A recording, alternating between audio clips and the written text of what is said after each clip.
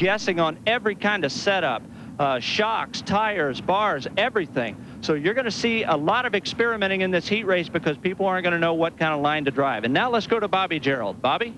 Dave, we're over here with Christy Passmore, who has gotten out of her wrecked race car and walked back over here to the pit area. First of all, are you okay, and what happened? Yeah, I think I'm all right. Just a little, my head's a little jostled. All I know is I got in down there in the first lap, and all I seen was I jumped the right rear. I don't even know whose it was or what else I had after that. I closed my eyes after that. She said the damage looks so bad, guys, right now that she doesn't know if it's going to be repairable. Brad, she says her head's a little jostled right now, and she seems to be okay. But for those of us that are fortunately never going to do what Christy just did right there, can you explain what the sensation is like? Well, you know, when you bang your head like that, it's just a numbing feeling. Sometimes your tongue gets a little numb and vision gets a little fuzzy, things like that. You probably have a headache for a day or two. Unfortunately, Christy's going to be okay, and Nigel Calvert is going to be all right as well from Broken Arrow, Oklahoma. And we're going to try to get heat number 1 going here again. I guess that's where the ringing the bell came in. It's dong, you know, you hear that for a day. I see little birds flying around. Exactly. Well, these two, Sammy and Craig, just keep going close to each other every time as they idle Just around, intimidating each other. Yep, psychological deal there. We're green.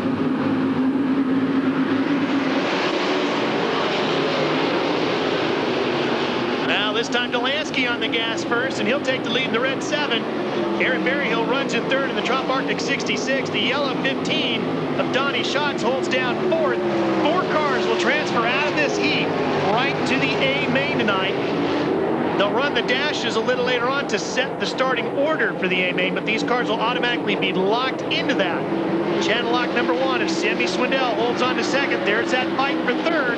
Aaron Berryhill just in front of that yellow 15 of Donnie Schatz. You heard Dave Arterbright talking about these guys guessing. Well, everybody in the pits is probably watching this heat race to watch the racetrack to see what changes, and they'll be looking at these race cars when they come in. They'll be talking to the drivers, what it feel like, what's it like down at this end, and they'll try to adjust their race cars to what these guys tell them and what the racetrack to wear. But let me ask you, Lance, Gary Wright passed you early, and then you really got your elbows up and got past Chesson. What did it show you when Gary got around you? Well, Gary did exactly what, you know, I didn't think the wiser men would do. He kind of showed me the line there on the bottom, so I just moved my wing back a little bit, and we went right to the bottom, and we just got a little bit quicker.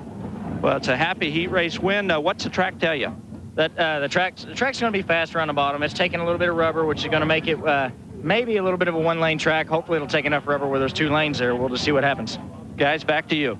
Find out who has the dead man's gun this week. It's set in the Old West and has big stars, and it's all a part of TNN's Action Wednesdays. Check it out every Wednesday at 8 Eastern and Pacific on TNN. 8-3 out on the racetrack. Let's take you to the Napa grid and get ready for this one. PJ Chesson, James' brother, and the Hurricane Randy Hannigan will make up row number 1. Danny Wood and Brian Paulus are in row 2. Jack Honshield, our first look at the Wild Child tonight. He's in row 3 with Darren Pittman. Row 4 is Stevie Smith and Johnny Herrera. That's a very strong row. Kenny Jacobs and Brooke Tacknell in row 5. Bobby Huddleston and Nick Haywood make up the 6th row. Jeff Matrisson rounding out the field.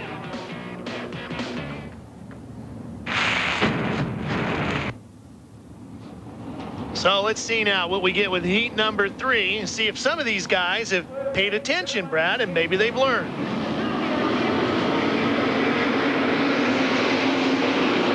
Sliding him down into turn number 1. Chesson will jump out front. Danny Wood, that blue 21. Oh, Brian Paulus bouncing through the infield and up and over. Wow, the belly pin is loose on the bottom of the race car. That's where his feet are at. You can see his his foot moving around right there.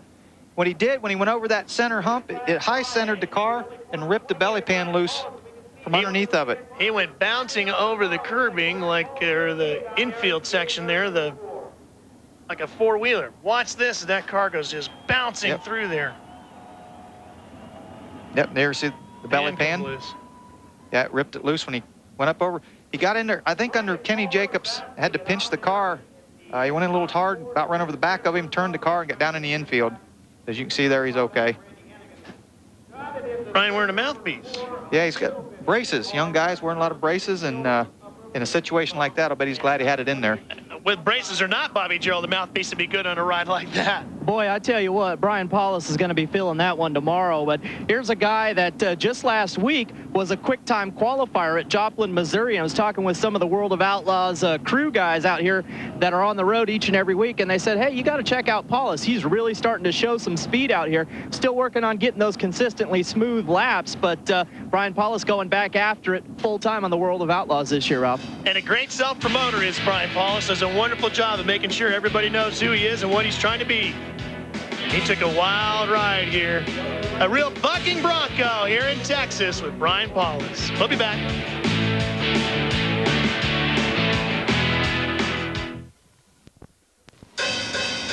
Bruton Smith and his organization have built some of the most beautiful speedways in the entire country.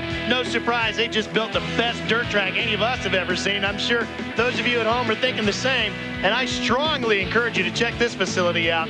But watch this. Brian Paulus got a unique look at it. That's his 28, about to go upside down, Brad. We got an onboard look at Brad from Jack Hodenshield right there. Oh, boy. Hod did a great job moving that car to the right, turning right to get away from that crash. And with the stagger on these cars, that smaller left rear tire, it's hard to turn right. He did a great job getting there. But again, you can see Paulus just hit that big hump there and bottomed the car out and took a big bounce. The one in idling by, that's Nick Haygood out of Denver, Colorado, made the toe down, ready to go racing. There's a look from Jack Hodenshield's car, and that is exactly about all you can see. It's what, less than a foot tall, your view. Well, the view, but actually you can't, from the driver's seat, you can't even see this much as far as you cannot see the front tires at all and barely see the top edge of the wing. So this camera's mounted clear up, almost, you can see the wing there up high on the wing. So the driver sits a lot lower and can't even see really that much of the front end. On the gas as we go, wow, Stevie Smith went hustling through the bottom of the black. Ingersoll ran 19. Yep, but boy, it cost him because he got in so hard, he slid up and let the cars get her. Oh, takes a wild tumble down through turns 1 and 2. Collects Stevie Smith and the 6. That's Tatnall, I believe. Yeah. Yes, Brooke Tatnall's number 6. He did the same thing Paulus did. Got in there hard, hit that infield berm, did the exact same thing. We had two red 6s in this one, and there goes somebody's wheel rolling. Boy, I tell you what, that was a hard hit. It sure for was. Hodenshield. That was the first one with that snap roll like that. Boy, that really, really whips you hard in the car. Why is that different than hitting the ground? What's the difference when you say a snap roll as opposed to? There's an easy turnover. I mean, when the car starts to go up, it might bicycle a little bit or a slow. But that thing, when it hit, it instantly, what we call snap roll. I mean, it just whips you inside that car because it was so sudden. And I know he wasn't expecting it. Jack is out of the car. There he is in the red and black driver's suit, sitting down on the left front.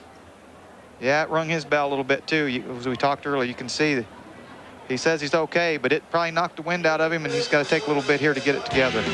Well, if you ever wondered how Jack Hodenshield earned the nickname Wild Child, it wasn't from lifting off the gas. Odds are right, he'll be back to race another day. You can be sure of that. I just don't think we need to get all misty about it. I respect that.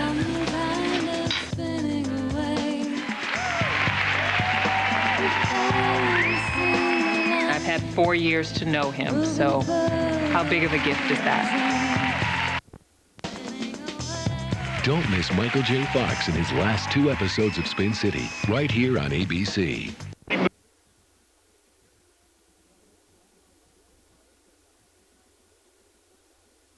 21 of Danny Wood and now Pittman both go by. There is the 21W of Danny Wood, listed in 3rd behind Hannigan, and Pittman runs in 4th. Those 4 cars would transfer. There's Johnny Herrera, Hollywood Herrera in that black number 20. Boy, what a complete different racetrack tonight from last night. Last night again was heavy. Too much traction. Guys using a lot of tear-offs they couldn't see. Boy, it's not that way tonight. It's dry. They're slipping and sliding around. That's Herrera in the black 20 trying to get under Pittman in the 3. Herrera working, and that is for the final transfer spot, the easy way. Otherwise, you have to race your way up through the B. Tires are critical tonight, Ralph. Last night they could have ran about anything and probably ran the same speed. Tonight they really got to guess and figure out what tire, what compound they're going to run, which means, you know, how soft or how hard the rubber is in the tire. As we continue to watch Darren Pittman in that blue 3 holding off Johnny Herrera, is this a night where you have to slow down to go fast? This is one of those nights, yep. You got to slow down, keep You don't want to romp on the throttle and break the tires loose. You got to roll in now the throttle and drive a little more like asphalt. And Darren Pittman doing a great job of that right now as that blue number 3 out of Owasso, Oklahoma, continues to hold off the advances of this black 20 right here, Johnny Herrera. There was a shot. Johnny Herrera's arm guard's missing on the right side. You can see his arms moving and things. He's running a clear one actually tonight, so that's why you're able to see right through. Yeah, kind of like a Lexan look.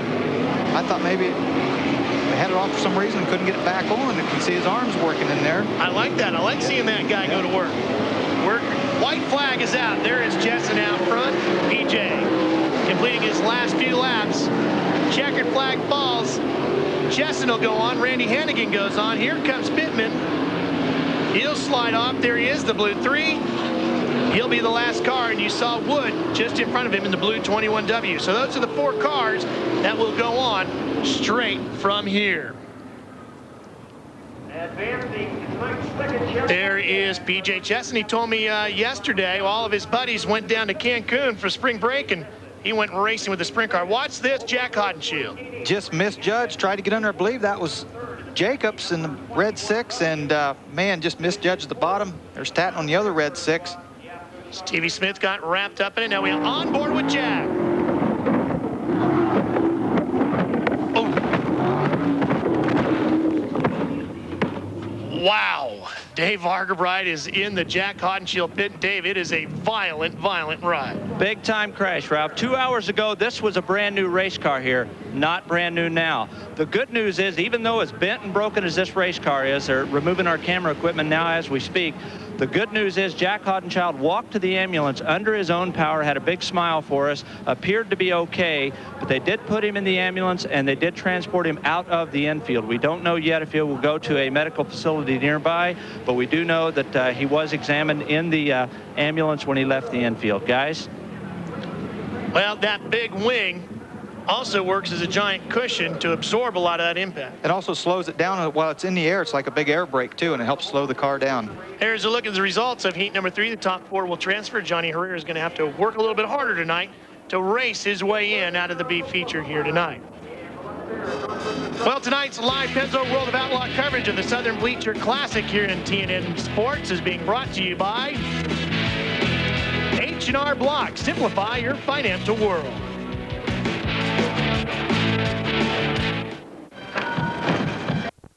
Here in the Fort Worth, Texas area, the Texas Motor Speedway busy on both fronts, running on the dirt and on the pavement.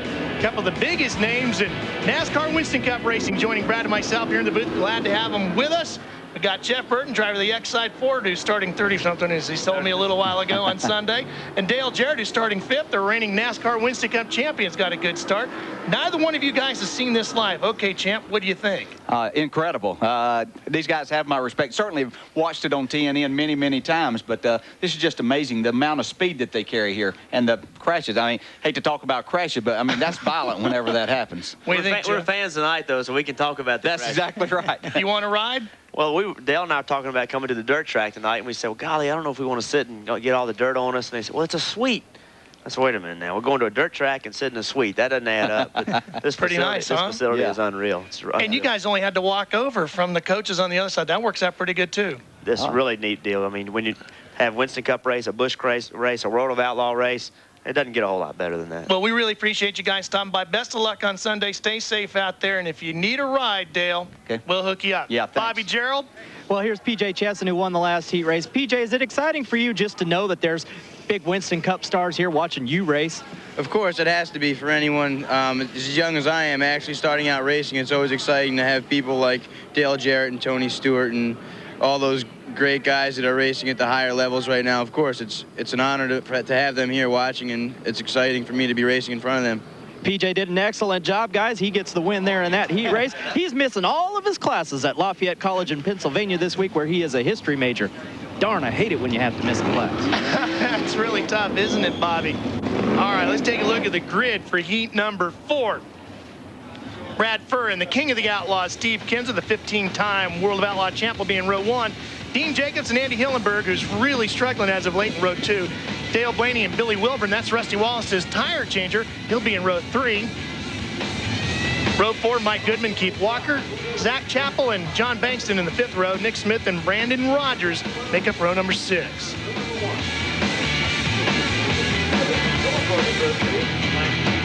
We get ready for heat number 4. I don't think I've seen Dale Jarrett's eyes that wide since he told me about getting the opportunity to play the Augusta National not too long ago on his way down to Daytona. He really got a big kick out of that. Of course, he's a big golfer, but they really seem to enjoy this here tonight as well. We hope you are live on TNN Sports. Watch Steve Kinser in that Quaker State green number 11. Let's see what the King can do with this slick racetrack here tonight. Right to the front. Oh, we got a tumbler in turn number 1. Billy Wilburn's 0. Right there, the Meade car got together with another machine, and they got up in the air a little bit. Billy already leaning out, trying to check the damage. It's a good shot with the nose wing off. You can see these new hoods that they've kind of gone to, and so basically it looks like the only damage is that nose wing. The hoods are made that way now, a lot shorter. Nick Smith was the other car involved. Let's take a look at this. Oh, Billy gets sideways. Nick Smith lucky not to turn over there. Actually, his motor had stalled. You saw the rear tires stopped. He was on the brakes hard enough. He killed the motor. When it bounced down off of Billy Wilburn, it refired the motor, and he was able to drive on. Now, Billy Wilburn is rolling off. Let's check in with Bobby Jarrell. Well, we've caught up with Jack Hodenschild. Glad to see that you're okay and back here at the trailer. Try to take us through what happened there, Jack. Well, I got in there and I got a little low and I hit some speed bumps down on the bottom, and it just caught a hold and started flipping. So I'm all right. I just want to say hi to Justin at home and tell him I'm fine. How about this race car now? What all do you guys have to get fixed? The car, we're going to get another car out because we can't fix the other and it destroyed it. So we're just going to fix this one. All right, they have the blue car back down. This is the car they raced last night, Ralph.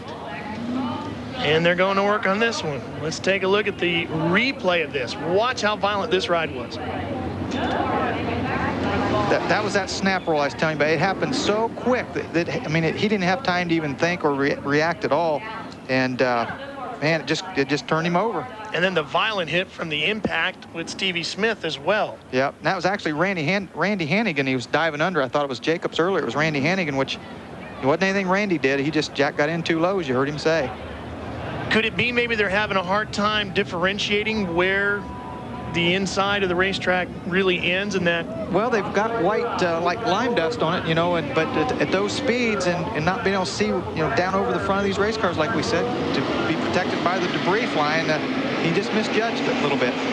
Well, you can see the jump Steve Kinser got, and he is really pulling away as Brad Furr gets loose as he slips up. Yeah, Brad Furr didn't like this restart, this yellow, because he was right with Steve Kinser, running right with him before this. Well, we're going to do it again. They didn't like the restart either. The officials have thrown the yellow. If they feel that one driver gets too good of a jump, they will line him back up and do it again. Brad Furr in that red number 2, he will definitely like that, because it gives him a chance. He got into one a little bit too hot, slid out a little bit.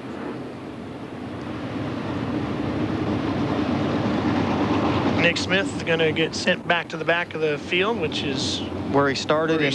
He got involved in that crash with Billy Wilburn, which put him to the rear anyway, but like I said, he started back there, so not much of a penalty. Dale Blaney, the Amoco 93, carrying a Circuit City onboard camera for us. This is one of the only 2 Mopars in the field here tonight. Mark Kinser, who we have not seen yet, the reigning Outlaw champion, has a Mopar as well.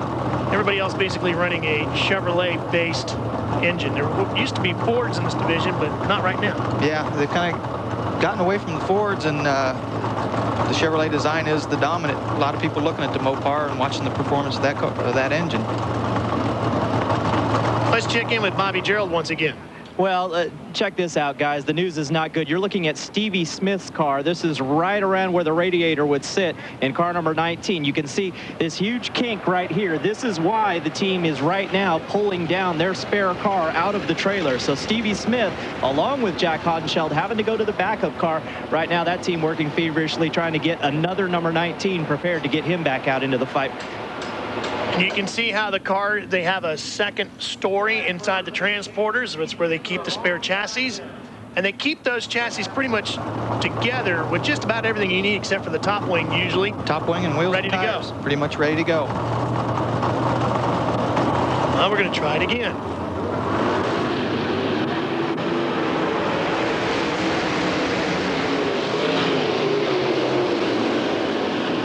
Pretty much the same result. Steve Kinser rocketing away. Dale Blaney, that Amoco car on the bottom, the black machine, trying to bust through.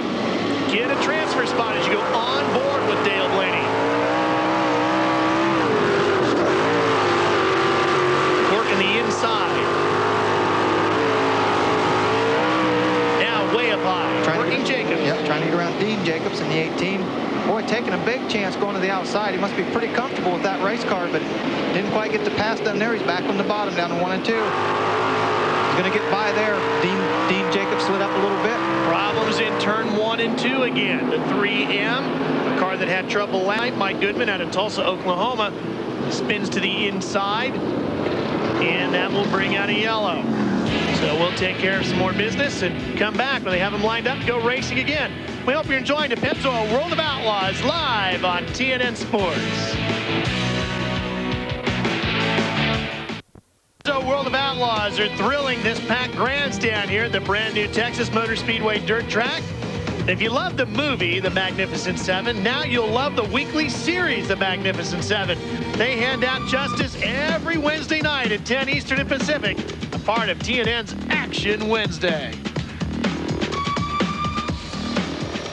You just think you're funny, don't you, Doty? Making faces at me while I'm reading promos up here. You do a great job, Ralph. I have to hand it to you. TNN, Texas, Nebraska, and TNN. Okay, I like that. And we're racing in those states, too. Absolutely. TNN proud to bring you 15 live nights of Pennzoil World of Outlaw Racing this year. We're really excited about that. Steve Kinser pretty happy about it, too, as he gets back on the gas. Look at Jacobs to the inside in that 18 car. Dean Jacobs working Brad Furr's red number 2 for second. Now, we saw Dale Blaney passing, but the yellow, they go back to the last completed lap, and that put Dean back in front of Dale Blaney. Now he's working all over Furr. And those 3 cars all would have transfer spots at this point, so you don't want to race too hard because you want to go on, but you want to try to improve your position too. On board with Dale Blaney in the Mopar. We're seeing smoke off that right rear just in front of this car. That's Dean Jacobs holding down third. That track taking that rubber. And when they're smoking like that, they're spinning enough that the rubber is actually melting off that tire and it's sticking to the racetrack. So the racetrack should get stickier and stickier wherever that rubber's planted down. And we have to see again how much abuse those tires can take. Yeah, these are just 8-lap heat races, so 40-lap A main, they're going to have to put a lot harder tire on. And you can really see Dale working that steering wheel. White flag is out, 1 to go. Steve Kinser, the Quaker State number 11, takes the checkered flag, and the 15-time champ is going on to the A. Brad Furr is going to go with him. Dean Jacobs and Dale Blaney will all transfer straight to tonight's A main event. And you can be sure Steve Kinser took some time when he was way out front like that to maneuver around that racetrack a little bit, see what he could find on the surface. Big advantage when you're running by yourself on a track like this, because you can run your pace and you can save that right rear tire. You ease your own off the throttle and you can pick your line. You don't have to slide the car to try to get under somebody like we saw Dean Jacobs trying to get under Brad Furr. You turn the car sideways and that just burns more rubber off. Now the first thing all the crew members will do when these cars get back to the pit area is take their hands and put them all over those tires. Feel the heat. Feel the heat where it's at, and look at the wear, the critical wear. I mean, the tires are going to be the key to winning this race tonight. There's your top 5 finishers. Of course, the top 4 transfer on. Andy Hillenberg will have to go back and race his way in, like Johnny Herrera did, through the B to try to make it into tonight's A feature.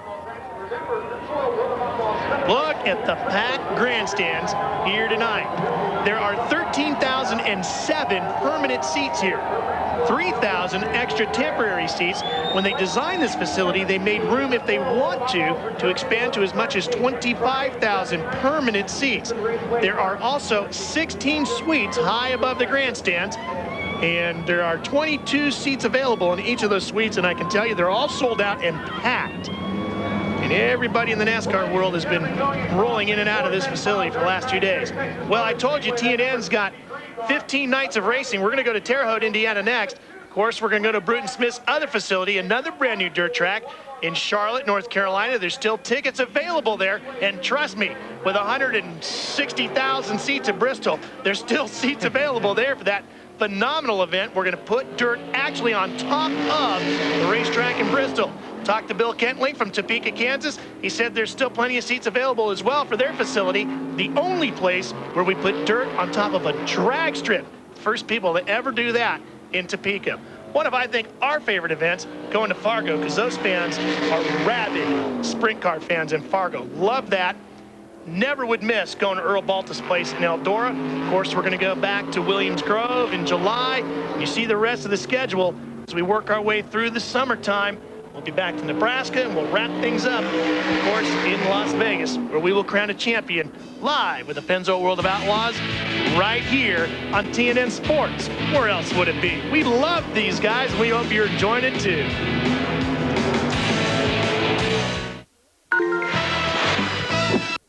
Classic is why we have come to the Texas Motor Speedway's dirt track here in Fort Worth, Texas. We're right between the cities of Dallas and Fort Worth. There's a big crowd on hand here enjoying it. Dave Argerbright's having some fun here tonight as well, aren't you, Dave? Well, standing here with the King, he's happy with that heat race win. That looked like a slippery racetrack. What's the track doing? Well, it's just got hard and slick, just laid rubber around the bottom, and it's going to be a shame. Looks like we're going to be following the leader and burning tires off. Been a good place to got locked in from last night, but it got to start up toward the front. But that's not the case. We'll just have to try to find us a hard Hoosier tire and just try to hang in there. Is there any danger, Steve, of the track being so abrasive that it uses the tire before the 40 laps are over? Well, I had a pretty hard one on right then, and sort of a medium tire, and it took it off pretty good. It's just going to get tougher and tougher on it. So I don't know. We just we'll have to wait and watch a few more races and see what happens. Brad Doty, big question mark for that feature race. Well, I said earlier, the key to winning this thing is the tire, and having enough left. They're just going to have to be careful on that throttle foot.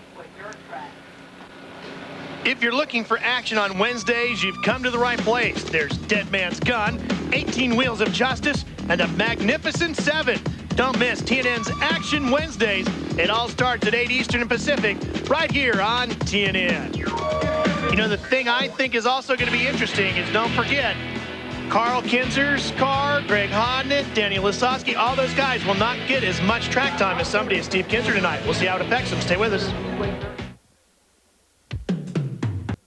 And a fee paid by this special offer from Diamond G. Challenge your personal driving skills or play against a friend. Well, the folks at Texas Motor Speedway, under the leadership of President Eddie Gossage, have done it again. They have built an absolutely fantastic facility, and they have raised the bar as far as what we can expect out of future dirt tracks around the country. Pennzoil World of Outlaws getting set to go racing with 2 channel lock dashes. Let's introduce you to the field. And dash number 1 on the inside of row number 1 in that red number 7 out of Elk River, Minnesota, here is Craig Delansky. Alongside of him in the 22C out of New Jersey, James Chesson. Out of California, they call him the Hurricane. The 8H is Randy Hannigan. Dave Argerbright, tell me a little bit about the Hurricane. Well, interesting strategy for that race car, Ralph. They were softening up the rear end to try to turn the car better. He said he wanted to set it up like a cannon so that he just aims it straight and shoot it. Brad, does that sound familiar? Yeah, it does. He's going to just try to get a better bite off the corners. Pleasanton, California is the home of Brad Furr in that 2F, the red car. Aaron Berryhill's Trop Arctic number 66 will line up on the inside of row number 3. Alongside of him, one of the best out of the Southwest is Gary Wright in that number 9 out of Hooks, Texas. Bobby, he really knows these racetracks and this type of dirt. Yes, he does. He's a 7-time regional champ here in the Southwest. Over 500 wins in his career. We asked him real quick about his chassis. He said, if the chassis is perfect, that's the way you're going to be able to get some passing done here in these dashes. Another Oklahoma native out of Norman, Oklahoma. Here's Danny Wood in the 21W. And rounding out the field in the 18, one of the Jacobs brothers, it's Dean Jacobs out of Wooster, Ohio. You know, Bobby talking about Gary Wright saying if the chassis is perfect, well, Part of being a good driver isn't always just turning the steering wheel and running the throttles and the brakes. It's figuring out what your race car needs to make it happy, what chassis setup, and that takes a lot of experience to get that right. The field forming up. There will be 2 channel lock dashes. There's a look at Danny Wood.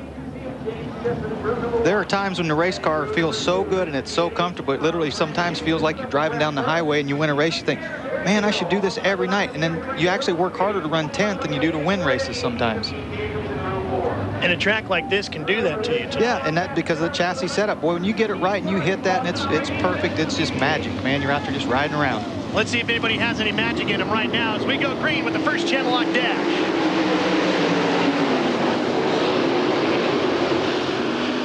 Good battle for the lead up front.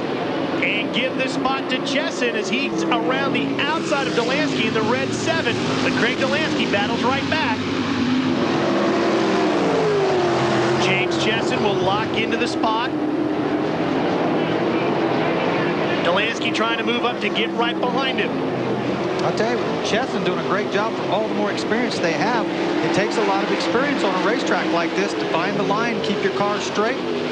Be easy on and off that throttle. Boy, really running high right there, but it's working now. Delansky did close in a little bit. Craig Delansky much farther down on the bottom. We see that smoke again pouring off those big right rear tires. Yep, again, that's just spinning the tire, like just basically like a dragster. You see them just spin the tires and smoke rolls off of it. That's what's happening here. Also, not much air pressure in these tires.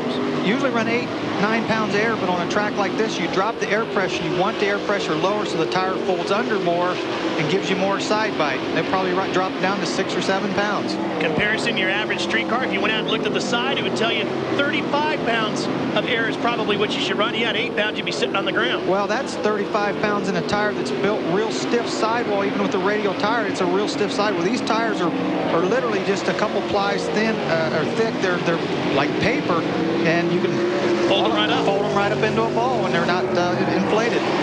Let's watch the battle for third going on here. That's Wood in the 21W, the blue car, second in line. Just in front of him is Randy Hannigan, who actually holds down that third position as the white flag is out, 1 to go. Wood working the bottom, both of them pretty much running the same groove, so not giving Wood much of an opportunity. And here comes a checkered flag for Chesson. He will take the win, James Chesson. Right behind him, Craig Delansky, Hannigan, and Wood. Gary Wright will come home in 5th. for Barry Hill and Dean Jacobs will round out the field. Well, that'll put Chesson on the pole for the A main. What a great start for this young guy. We saw a couple of young guys up front last night, especially Paul McMahon, and we talked a little bit about how you finally get a really good night going and you find yourself suddenly right in the middle of it. Chesson apparently will start 9th in the A main. Delansky 10th, Hannigan 11th. You can see that all to the right there. That's right. This is the new format they just changed. These guys go behind. Now the second dash, the pole winner will start on the front row of the main event. Exactly. Got it figured out, huh? Yep. I think so. Hey, we got another channel lock dash for you. We'll see if Brad can explain that one too when we come back to Texas. The Pennzoil World of Outlaws have invaded Fort Worth, Texas for the first time. The brand, well, thank you. We kind of like to think that maybe TNN rules as far as the Pennzoil World of Outlaws are concerned. We are the home for live coverage of the Outlaws. We're glad to have you with us. Here's a tunnel on the inside of the racetrack. This, I think, fascinates me. We get to watch these Outlaws roll out through there. And that tunnel cost about as much as most dirt tracks do. $400,000 to build that tunnel, which is where the Outlaws actually exit the racetrack and back into the pit area. Well, they wanted the pits outside to clean up the infield, didn't have all that in, and the only easy way off is the way they've done it. And boy, it's perfected. They come off of turn 2, make a big U-turn, and right out through the tunnel. Then they hang a left there along that fence line and roll off behind the backstretch. Channel lock dash number 2 getting set to go. Here's a look at your field. Greg Hodden, the 12V, will be the first car in the field out of Memphis, Tennessee. He is on the pole.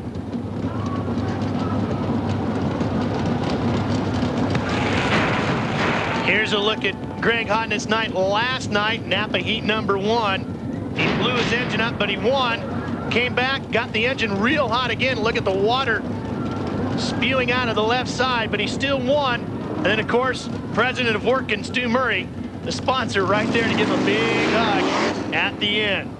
Outside of row number 1, the dude from Dover, Daniel Lasowski, and the beat backer number 83. Two-time Pennzoil World of Outlaw champion Mark Kinzer out of Oolitic, Indiana. Carl Kinzer's son driving the Mopar 5M. Paul McMahon out of Northern California in the beautiful U2. Boy, this young guy had an awesome night last night, Bobby. Yes, he did. A 4th place finish. And look out, World of Outlaws Support Series, because we now hear from Paul McMahon that it looks like he is going to be running the entire World of Outlaws Support Series. At least that's the plan, debuting April 14th of Burnsville. Sammy Swindell's Channel Lock number 1 out of Tennessee had an interesting night last night. Let's take you back and show you a little bit of that. Sammy did something we don't normally see. Engine problems as he grenaded a motor, came back and won the B main event, went on to the A feature, worked his way up from the back to finish 8th behind his longtime nemesis, Steve Kinzer. So Sammy Swindell will start on the inside of row number 3 in that beautiful Channel Lock number 1.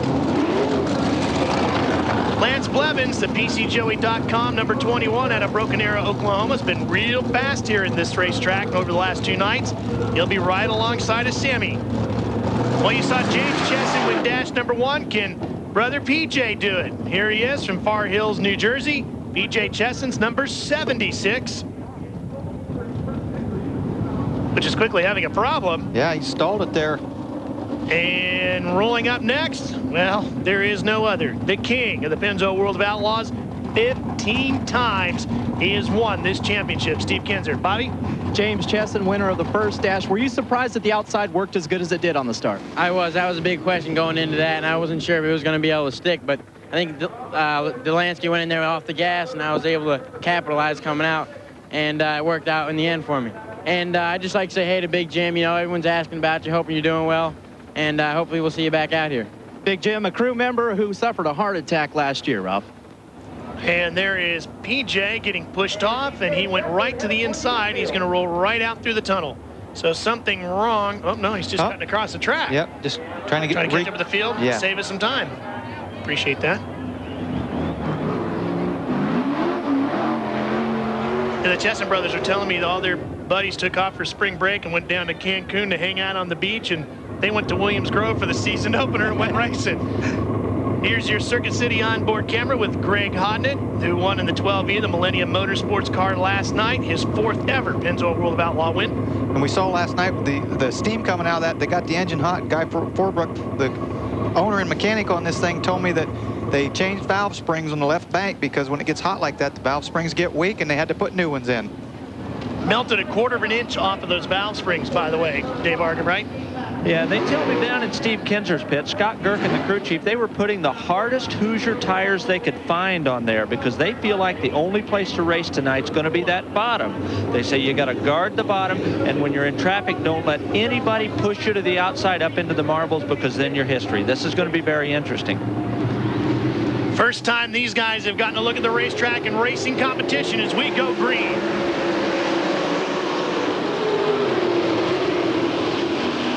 Greg Hodnett holds the lead. Lasowski right behind him, but look at the battle for 3rd as Lasowski dives to the inside on Hodnett. Danny got in a little bit low there, but after seeing what happened to Brian Paulson Honcho, you could steer the car back away from that infield berm. That's looking out the back of Greg Hodnett's 12E. The working backed entry as you watch Lasowski working that beef packers machine around. Greg Hodnett used up more racing luck in one night last night than some guys will do in a whole season. Blew his engine up but still won the heat race. Lost part of the top wing and still won the dash and had the engine almost letting go in the main event but hung on to win that 30-lapper. See if he has any left tonight. Jimmy Vasser, star of the Kart FedEx Championship Series, one of the part owners of this car with Guy Forbrook. There's Paul McMahon. Here's a battle for 5th. Steve Kinzer in the green and white, number 11. There he is, holding off Lance Blevins. Yeah, and Steve started last in this, so he's passed Sammy Swindell and among others, so his car's working really well right now. And of all the cars in this field, he's probably seen it just about more than anybody. Yeah. Remember, the top 4 guys are seeing it for the first time. Right, they were locked in, so they didn't get a chance to do some testing. Smoke still pouring off that right rear of all the cars. Well, he said those are the hardest tires that Hoosier makes, and if he comes in off this thing and they look pretty worn out, he's got to be a little nervous about a 40-lap A main. White flag is out, 1 to go. Greg Honda just working down the back straightaway. Steve Kinzer continues to try to chase him down. Honda smooth off the corner. No problems for Greg Honda. Didn't have to use any racing luck on that one. Lasowski holds on for second. McMahon, Mark Kinzer, Steve Kinzer, Blevins, Chesson, and Sammy Swindell. Honda getting another lap, checking out the racetrack. Under speed. Here are the results from the final Channel Lock Dash of the night, and you can see where they will line up in the A main. Pretty much how they finished. So the Southern Bleacher Classic is just about ready to go. We've got the top spot set, and we've got the B feature yet to show you as we get set for the A. Working our way through it. Now, these guys are going to go to work here in a hurry. These drivers trying to guess. As you take a look at this massive crowd, look at the people just sitting along the banking. Yeah, standing room only, literally. I mean, there's people standing all around this racetrack. Look at that. All those people over there are standing, sitting on the ground. Wow. Every promoter's dream there to have people standing. There'll be more bleachers next time we come back. Dave Argerbright.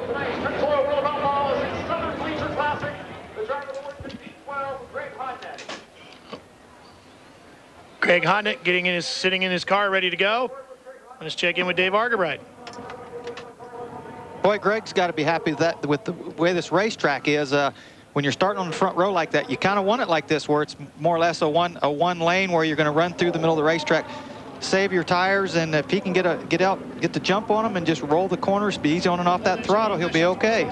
There's a good look at that tire. He's checking it out. What do you think? Looks pretty good. Looks real good right now. I mean, it's feathered like it needs to be. We'll be right back to find out how they can do in the B feature right after this. Brad, we were talking earlier tonight about some of the racetracks didn't have beautiful lighting like that, did they?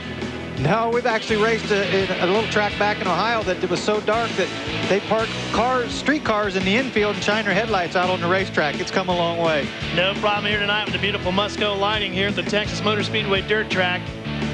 Andy Hillenberg is going to be in our B main event, which is a 12-lap affair. We talked to Andy a little bit about when he used to do rodeo of a different kind. The rodeo scene is a lot of work. I know race cars are a lot of work, but, you know, the horses, you can't just stop feeding them. I guess if a guy wanted to put his race car in a corner, he could, just cover it up, but you can't do that with the animals. So the rodeo is a lot of work. So is this, traveling the tour with the Pennzoil World of Outlaws, and he's got quite a bucking bronco to control here tonight as well. Frankie Kerr is in this, and yesterday, Frankie Kerr had some trouble battling it out with Mark Kinzer. Watch as they tried to roll to the start one of the heat races yesterday. This was coming to the green. They turned Mark sideways. Complete damage to the front end of Frankie Kerr's 23S. Sent him to the B, came to the back of the A, and did a great job racing up through the A feature. And he felt he had a very fast car beforehand. Here's a look at the grid for our 12-lap B main. Ricky Logan and Brian Paulson make up row number 1. Andy Hillenberg and Travis Ryland in row 2. Joey Saldana and Jack Hodenshield has made the call. He will be in row 3. Tim Schaefer and Billy Wilburn in row 4. Shane Stewart and Steve King in row 5. Goodman and Shepard in the 6th row. All the way back through the rest of the field as we get set to go green here. Frankie Kerr, Johnny Herrera, and Keith Walker will round it out. Hodenshield, they fixed their race car. They were going to get their other car out, but they have no provisionals because they weren't in the top 15 from points last year. They would have had to start in the back of everything. So it was critical to get this car fixed so they could start in this B main. We'll take the overhead look at the start. Prob's looking at the field. And Brian Paulus will take the lead. Here comes Hillenberg in the Luxair #2, Joey Saldana, but look up top, it's Jack Hodenshield. He slid a little high that time, but the first lap he passed 2 or 3 cars up there on the outside, and he thought it worked. He tried it again, but now the other cars are up to speed. That first corner is the slowest lap because everybody's going in there a little slow, but now that they're strung out, he's got to go back down to the bottom. He is chasing behind Joey Saldana's number 17 now. When you crash like that, you don't have time to work on the setup. You just basically are throwing your race car back together and make sure it's ready to race. You don't have the time to really focus on your shocks and your bars like you should.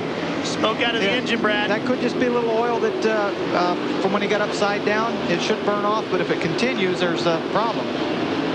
Steve King has pulled the 88 off the track. Hodenshield sits in 5th, chasing Saldana. Saldana's in the white car in front of him. Yeah, boy, a lot of smoke. A lot of smoke out of that car, Bobby Gerald.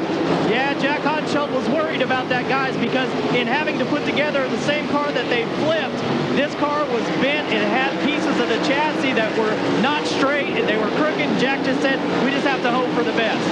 And remember, Jack was second in points coming into this weekend's racing, trailing point leader Danny Lasowski. So that's why he's really hustling to get as many points as he can. Right now he's going to need a yellow to catch back up with these guys. Brian Paulus, who got upside down earlier this evening, is still leading this one. Logan, Hillenberg, Saldana, top 4, Hodenshield right behind him. That has to be the same car that Paulus crashed too, because he got his starting spot back in the B main. If you bring a new race car out, you got to go to the tail of everything. This is also the most laps we will have seen in competition tonight with 5 to go. This is a 12-lap affair so far. Everything's been about 8 laps. Yeah. So look at those tires. Yep, they're definitely going to look more at these tires when they come in.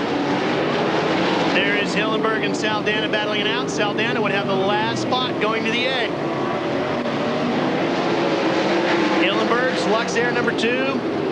Talked to Andy about why that car hasn't been up to speed the way Andy normally likes to run. He says, we cannot, for the life of us, figure it out. We've done everything we can.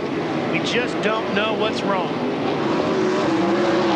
Saldana still sits in 4th, the white 17, giving chase. Good battle.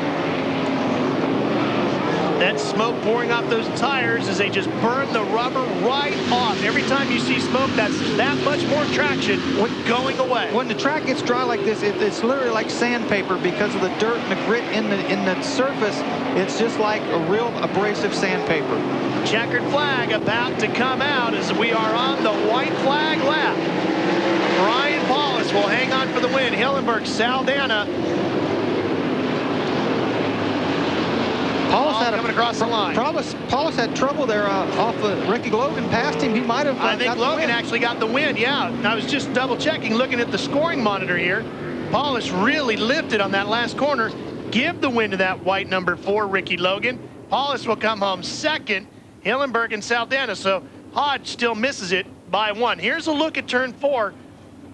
Not enough traction. Yeah, he might have just got up there in the loose dirt and lost the track position, and boy, Logan right there nips him at the finish, which isn't that critical. He's still in the A main, and he'll go back to the time, so he'll be okay. Here's a look at those results as Brian Paulus exits the racetrack through the tunnel. As those top 4 will go on to the A main. Ricky Logan, Brian Paulus, Hillenberg, and Saldana. Jack Hodenshield gave it a valiant effort, but the wild child is done for tonight. His next stop will be Houston, but this series will go from here. We'll be right back.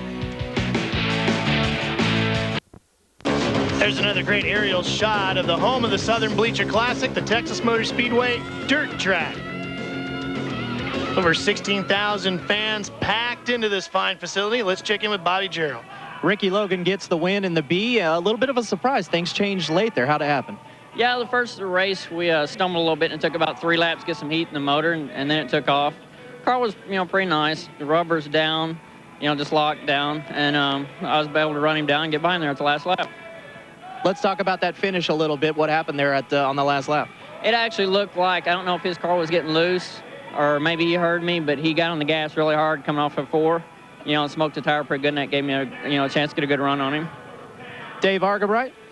Well, we're here with Greg Hodnett, who should be happy. He won that second Channel Lock Dash. Wears a look of a lot of concern. You're concerned about tires. Well, right now the track is very, very abrasive, and at 40 laps on this track, with this taking as much rubber as it is, I'm really concerned if our tires are going to last. I actually ripped it in really hard down there after the checkered, so I can be a lot more conservative, but I can push it a lot harder too. So I don't know, it's just going to be really hard to tell how hard to run it. I guess try to get the lead and stay out in front until I hear or see somebody. Sounds like a strategy to me. Ralph, what do you think? I think it is really going to be a guessing game and quite a show for this huge crowd. Let's show you the points coming into tonight. This is after last night's competition. Danny Lasowski leads it by 53 over Jack Hodenshield, but because Hod is out now, that's going to kill him, and he's going to plummet the points. Yeah, he has no provisionals again because they weren't in the top 15 in points from last year. So unless somebody would happen to scratch or something, they'd be first alternate out of this B main. But boy, right now their hopes are pretty slim, and that just kills him in the point deal. You can see this is only night 10 of 102 nights of racing yet to go as you look at the rest of the top 10. So Hod will have an opportunity to make some of those points back up. But you know, the way these guys have been racing, you really can't afford too many slips in the points. We've been raving about how fantastic this facility is. We also have the opportunity to go down in the garage area and talk to some of the drivers of the series, see their big ball.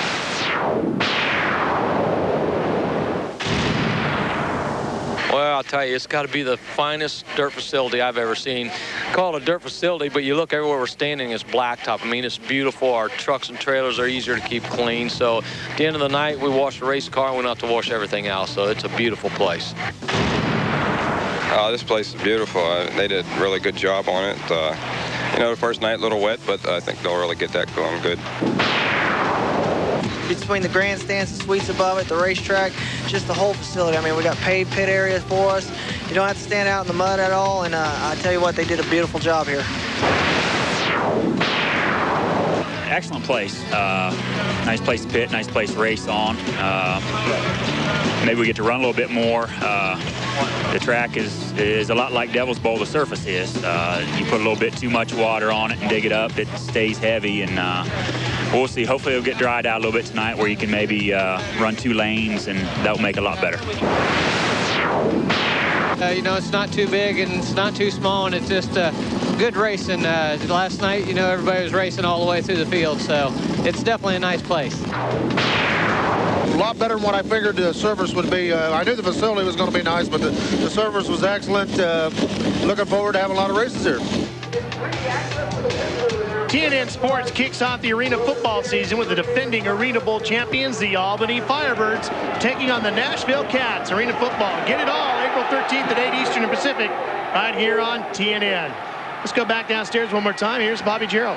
Danny Lasowski will start outside of the front row on the outside of Greg Hodnett. And who will have the advantage going into turn 1? Well, in a dash, he definitely had the advantage. I haven't watched the B that close to see if the outside's going to move. If any rubber gets up on the outside, there may be a good drag race down the front straightaway.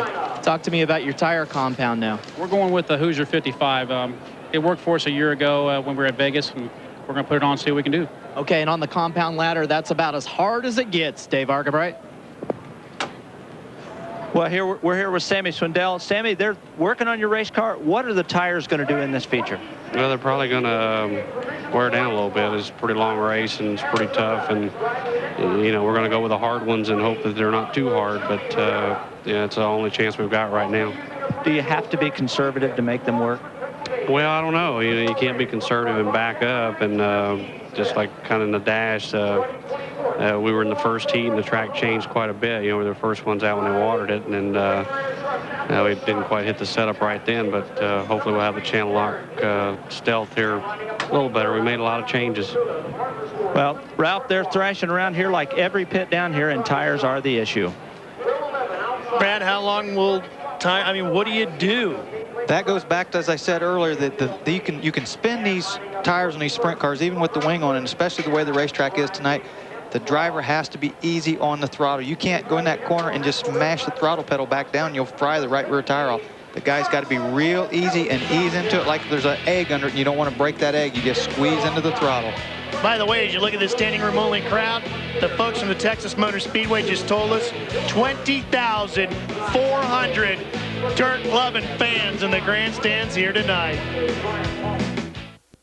Here's a good look at the Texas Motor Speedway. Hey, don't forget August 12th, we're going to the Amoco Knoxville Nationals. Oh, I look so forward to going to Knoxville every August. It is the best. That is the granddaddy of all sprint car races. That's the Super Bowl, and we're going to be there live, and Bobby Jarrett will be there too. Yes, we will. And here is Stevie Smith, who's taking the long road tonight, using a provisional after the incident. He'll have to start 25th in the feature. And Stevie, what's the best you could hope for here? Well, first we're going to hope we can stay out of trouble. When you start that far back, a lot of things happen in the field. If we can stay out of trouble, and if our car's good and we get the right brakes, I'm hoping to get up in the top 10. That's all we can hope for. Brad Doty, we heard that Danny Lasowski said he's using the hardest Hoosier. Stevie Smith on the hardest Goodyear tire is 62 compound. That is the hardest tires, and again, they still have to be easy on and off the throttle and try to keep that car straight, or they're not going to last. What they're doing there is, I can't see if they're grooving or what they call siping. It looks like they're siping, which just puts little razor blade slits in the tire. That does two things. It lets the heat build quicker in the tire, but also lets it out so it doesn't blister just like you would your skin. It gets a bubble on it, and the rubber boils out of it. The difference between grooving and siping is the depth of deep they go. As they're well, a groove is probably minimum of a 1/4 inch wide cut. You actually take rubber out and you make a cut. This is just razor blade slits. Well, we had the opportunity earlier this week, thanks to our friends here at TNN, to go play at Smiley Sitting Sprint Car School over at Enos, Texas. And I know you've been waiting to jump on me. Go ahead. Come on, Doty. Well, there's Smiley in the black hat there, showing all of us. First of all, you're going to take some heat because it's Ennis. All the local guys got on me about that. Make sure it's Ennis. Ennis, Texas. Smiley explained to us how sprint cars work. Now he's not going to wrap Ralph with that drive shaft he had there. He's just showing him what that part of the race car and what that does. There's Ralph. That's a small, by the way. I fit right into that. No problem. Fit right into the seat. The only guy I know put sunglasses on at night though, and had to put the fire suit on, put the sunglasses on. I don't know. There's Lasowski trying to explain to me how to do it. That is actually one of Stevie Smith's old Al Hamilton number 77, 750 horsepower, 1,200-pound car. We were supposed to idle off first. And I actually did get my foot to the floor. Come on, live up to it. Maybe real quick. Oh, you are killing me. At least I didn't drive over the curb trying to get out of the racetrack, Brad. Okay, hey, well, here we are ready to go with the A main. Should I start in about the marks on the race with line Brad, dust and all that? I'll finish that story off about you rolling over the curb. Hanging that Grand Marquis up on a curb like that. I can't believe it. I didn't hang it up. I just a glancing blow like running the cushion. Yeah. Steve Kinzer in the Quaker State, number 11. Out on the racetrack. He doesn't need any sprint car schools. And one other thing Steve hasn't done is lost the competitive urge to win. It's just a feeling that compares with none other, and I've been doing it for almost 25 years now, and it is still there, and it's something that will never leave me as a driver. And it's unbelievable to watch race fans and just sit there, and especially the first time they've seen one of these cars go around a track, they just sort of sit there with their mouths just drop open, and they just can't believe it. Best thing I can tell you about my opportunity to drive one of these things, it's like being in the space shuttle. You know it's going to be an awesome ride. You just don't know how awesome till you get in it and they launch that baby. These things are truly awesome. Found one of the Hoosier tires. The guys in the pits might be needing that in a little while. That shows how floppy and soft these tires are right there. It really does. Well, wrenchhead.com, the online automotive superstore. Millions of replacement parts, performance parts and accessories, and free shipping.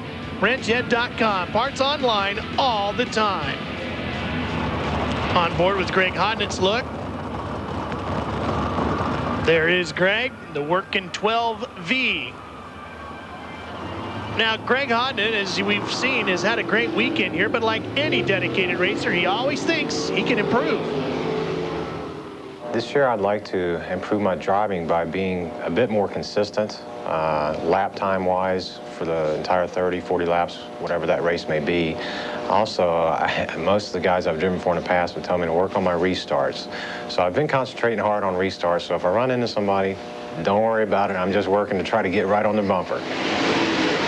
Also a great racquetball player, Greg Hodnett. Yeah, a few of these guys are. It helps keep them in shape in the wintertime. And one of the things they can do while they're on the road. Good eye-hand coordination. Little hot lap action going on here just before they get started. They give the guys an opportunity, about a lap and a half, to get up to speed, get acclimated to the track. Well, it's the first time all night they've run a full load of fuel in the back, and they've made all their changes on their chassis. They want to make sure it's going to turn and when they get into the corner. And they're all running bigger tanks tonight because of the 40 laps as opposed to the 30-lap tanks that they ran last night.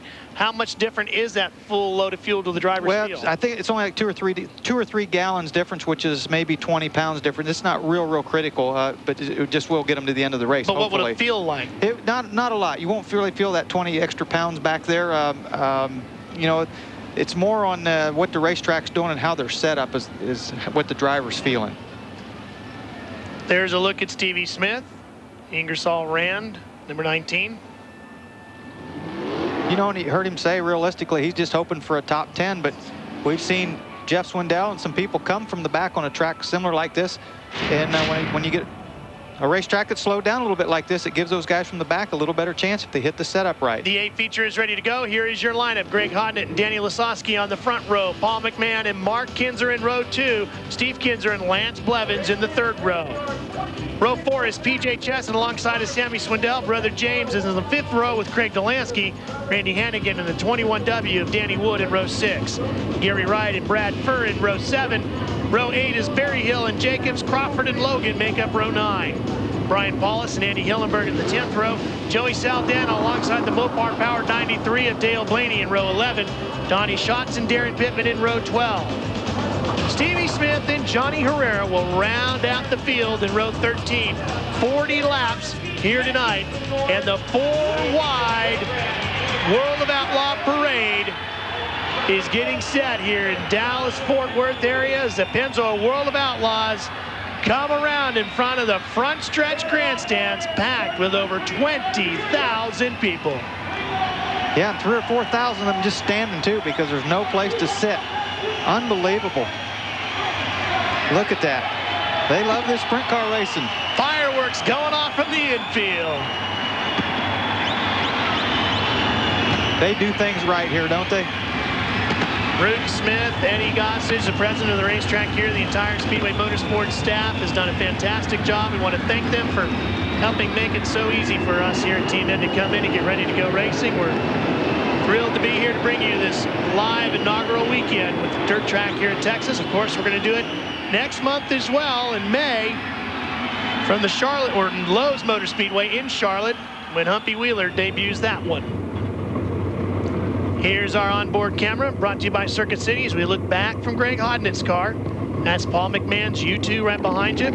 Here's Donnie Schatz. Another driver who's really struggling, trying to figure out what's wrong, why he's not running better. There's Dale Blaney. Man, when you look at the lineup in this field, Ralph, the names, the named drivers all the way through this, I mean, there are no slouches at all in this A-Main. They're all winners all over the country, and these are the best sprint car drivers in the world right here. This is unbelievable how many guys, good fast cars in the back of this thing, and they're going to try to go to the front. Now we're going to have a unique opening shot for you. You will see an onboard camera shot on your left side at the top of your screen. That'll be Donnie Schatz. On the right will be Dale Blaney. Below it will be the entire field. Here we go. 40 laps. We're underway.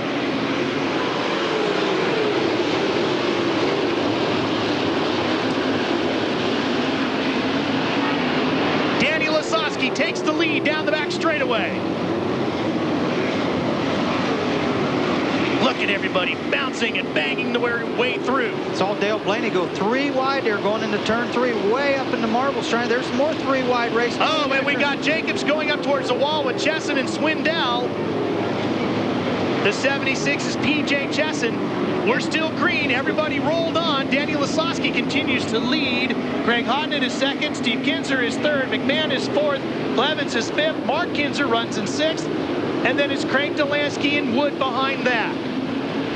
And all of these cars trying to chase them down. There's the other Chesson brother, the 22 car. That's James Chesson. And he's got the 4 of Ricky Logan on the inside. Now we go up front. The current Pennzoil World of Outlaw points leader, Danny Lasowski, pulling away. Okay, he's pulling away as we look back all the way to 2nd and 3rd. That's Hodnett and Kinzer. But how much is he abusing those tires? Danny, you're talking about right now, not at all, but he's coming up on some lap cars, and he'll have to start abusing them to get around them unless they open up as they get there. And right there he is. He's coming up on some traffic. Is it better to get all the way up into that traffic and then run that traffic at your own pace? Or is it better to sit back and try to fight your way through there? Yeah, you never sit back. You just, as a yellow's out, Ralph, and that's exactly what Danny Lasowski would need, because it opens up the racetrack in front of him. He can run that line he needs to run and be easy on and off that throttle. The Chesson car, the 76, coming to a stop. P.J. Chesson here on the front straightaway. Again, Ralph, when you get them up on that lap cars, they don't know that you're there, and sometimes you got to pinch the car maybe a little bit more than you want to. You turn it sideways, trying to get under them. You plant the throttle a little harder than you normally would, trying to maybe get a bite off the corner, and you just get a little excited and you overreact sometimes, and that's not what you need to do. Let's check in with Dave Argerbright about Steve Kinzer's machine, the 11. Well, Steve Kinzer, we've talked about him a couple of times earlier tonight, but he has salvaged what could have been a very difficult night. He started dead last in the 2nd channel lock dash, but made some very bold moves to move up, set himself up with a good starting position in this feature race, and now is running 3rd. If you'd asked me before that dash how well Steve Kinzer was going to do tonight, I'd have said about 0. So, Ralph, we've seen some real moves from the King here. We sure have, and we would expect nothing less from the 15-time champion.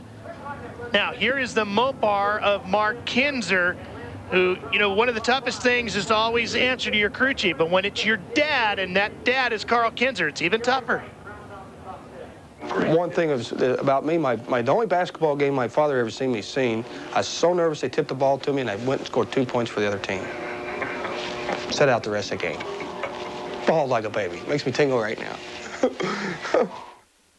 It's tough being Carl Kinzer's son. Now, I got to ask you a question. I talked to Mark earlier, Brad. He says this chassis is a little bit longer. He wouldn't tell me how long, but it says it's longer than everybody else's, and they feel like that gives them an advantage. Why would that be? Well, because the rule states that the nose wing can only be so far in front of the front axle. Well, they get the cars lighter, they get the engine lighter. They want the nose wing out farther, so they stretch the wheelbase out a little bit, so the nose wing is in relation to the engine is further forward than anybody else's. Gives them more surface for downforce, hopefully makes them go a little quicker. More leverage to keep the front end down. Here we go, we're green. Daniel Lasowski back on the gas. Hodnett is in 2nd. Steve Kinzer is 3rd. Paul McMahon is 4th. Lance Blevins is 5th. There goes the top 5 all the way back to that orange number 21 of Blevins. Oh, look at Steve Kinzer. Got a run on a Hodnett. Oh, Hodnett did what he needed to do. Got down on the bottom, and Steve had to get out of the throttle. Now, how much can Steve Kinzer... Look at that, pulling the front wheels off. How much can Steve Kinzer apply the pressure before he starts abusing those tires? Well, see, right there, you saw some smoke come off of it because he's maybe planted that throttle a little harder because Hodnett started driving away from him. Even the King gets a little excited sometimes and maybe spins the tire more than he needs to. The left wheel up in the air, the right wheel up in the air. These cars dancing all over with 800 horsepower going right through to those big right rear tires. Mark Kinzer's got the Mopar you saw coming up from behind on the backside of Lance Blevins. There they are. That is a fight for 5th.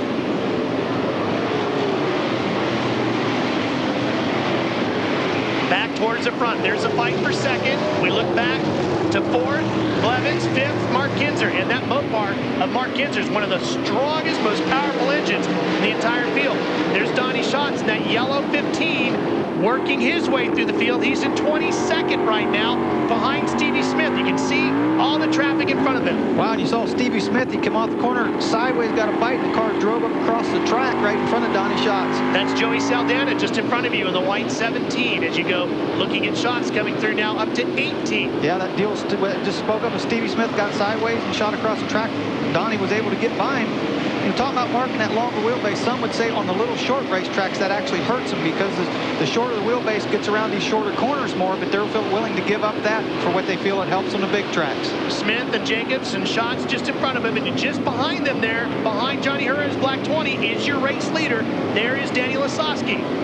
See him right there around rolling. You could see he ran that car in there so straight and smooth, just like asphalt. The back of the car wasn't sliding out at all. Smith gets around Schatz. Donnie missed the groove a little bit, the sticky line, and slid out enough that Stevie Smith in the black 19 got back by him. Talked with Donnie earlier today, so frustrated trying to figure out what he's got to do to get this team back in a winning form.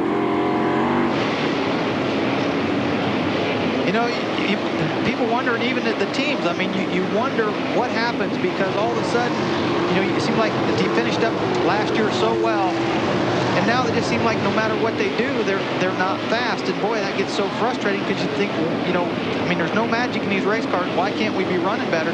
But you just try things and it doesn't work. Sometimes you get frustrated and you lose track of your baseline, and sometimes it's hard to get back to that. There's Johnny Herrera's black number 20, working up behind shots. Let's take a look at our leader, Danny Lasowski, to the left of your screen. Greg Hodnick closing in. Talked with Danny earlier today, feeling very sick. He wasn't feeling well at all today, Bobby Jarrell, but leading will make him feel a little bit better. Yeah, it will, and he's down there using that low groove that he likes to use, but watch him through 3 and 4. He's gotten so low a couple times that he's hanging that left front tire over the berm. He's actually made contact with the berm. Hodnick and Kinzer have closed up on him, and we may have a shootout yet. And we saw that getting down low to the berm like that caused Jack Hochschild and Stevie Smith huge problems earlier today. Well, they got over too far, and they high-sided just the frame rails. As long as the left front tire is just bouncing on it, they're okay. What they're trying to do is get as low as they can to keep the left rear in the moisture, but yet getting the left front up on that berm tilts the chassis toward the right rear, and that helps stick the right rear. But right there's a good shot. Look how low the air pressure is in Daniel Lasowski's right rear tire. 20 laps to go this time by. Here's a look at Mark Kinzer just in front of Craig Delansky. That's the battles for 5th, 6th, and 7th. 5th is actually that orange 21, Lance Blevins. Oh, and props for Andy Hillenberg. His car is on fire. He jumps out and rolls. Andy Hillenberg jumps out of the car and rolls. He was trying to shake his gloves off there. Well, I don't know what would have caused the car to catch on fire. The safety crew on him right away. He's telling him, get that, spray it down my suit. They're on it, extinguishing the flames. These are alcohol burning motors. Andy wants out of that suit. Here is Danny Lasowski continuing to lead. Greg Hodnick, you know, still working from behind him. Ralph, a lot of times when a driver gets burnt, they're sweating inside the fire suit, and actually the heat will boil the sweat on the body and burn the skin. And not actually even the flames. Yeah, not actually the flames. The flames don't burn through the fire suit. It actually burns the sweat and will burn the skin. Danny Lasowski running a brand new Westmara motor. Started it 4 races ago. Went 3 for 3. The first time he lost with that brand new motor was last night. The engine is back in the car tonight. He might go 3 or 4 for 5. Not bad, Not bad at all. He is so smooth. If we get the shot we had before, you can see on the left side of the car when the elbows aren't moving a lot, that's when the race car is working and the driver is really smooth. Dave Argervite, tell me about Andy Hillenberg.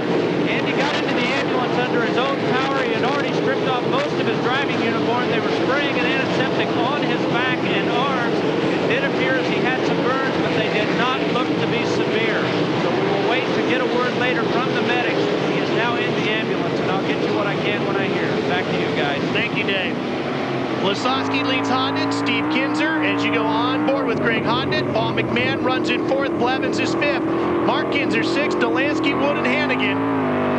12 laps to go, and everybody's tires seem to be surviving. Brad, are you surprised? Oh, and we got Brad Furr around in the middle of turn number 3. That's going to bring out a yellow, not what Lasowski wanted to see. Yeah, actually it is, I believe, Ralph. Yes, because Hodnick and Kinzer both were closing in on him. He was up behind, I believe it was the 20 car. Clear track. Now he's got a clear racetrack again. Smart guy, Doty. Look at him adjusting. Trying to adjust in the seat there. Yep. Again, Danny sits straighter up in a race car. Look at him lean forward, gets those big shoulders up over that steering wheel. Constantly pulling down on the belts. Yep. Let's take a look back at the problems that Andy Hillenberg had in the Luxair number 2. Okay, he's already out of the car at this point. He has gotten out. He's on the ground. You can see the people attending to him there. Spraying him. And now he's, as you were saying, worrying about that, feeling that heat inside the suit. Yep, he just wants to get that thing off, and it's hurting him, and just get it off of me. Danny Lasoski continuing to lead here. As we've said, he really likes to run the bottom groove. He does it so well in Knoxville. Doing it here, his favorite.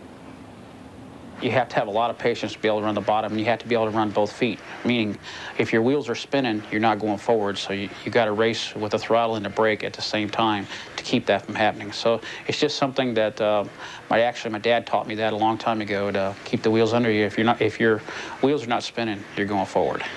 The normal person drives a street car, you take your foot off the gas and you go to the brake. He's talking about using 2 feet at the same time. Well, I guess I started driving a race car actually before I started driving on the street, so I always used the left foot on the brake and the right foot on the throttle. In a sprint car, the brake pedal's on the left side, the throttle's on the right, there's no clutch or anything. So you get used to using your left foot, and you can power brake it, basically run the throttle down and run the brake at the same time, and it helps keep the tires from spinning. We're green again.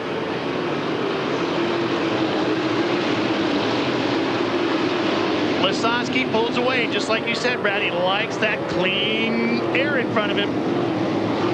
Yep, Hodnett and Skinser both were catching him, and you're talking clean air, Ralph. You mentioned that. He's out by himself, getting all the air over both front and top wing to help keep that car more stable. When you get in traffic, it takes air off the wings, and it makes the car a lot more squirrely. You can see the front of Steve Kinser's car dancing around, and then look at the smoke pouring off the right rear. His right rear smoking up more than anybody's. Maybe abusing it, or a poor choice? Well, he's probably running the same tire that Lasoski is. So both on Hoosiers. Both on Hoosiers, and probably the hard 55. But it's chassis set up, and he's back there racing, trying to get around Hodnett. Right now, Danny doesn't have to try to get around it. Danny Lasoski doesn't have to get around anybody. He's just trying to run the car as smooth and straight as he can. Boy, every time up the corner, Kinser looks like a funny car as he just heats the heights. Look at that. John Force would be proud of that. See there, 8 laps to go on the screen, and it looks like I can still see grooves in the tires, so they should last these last 8 laps, even smoking it like he is there.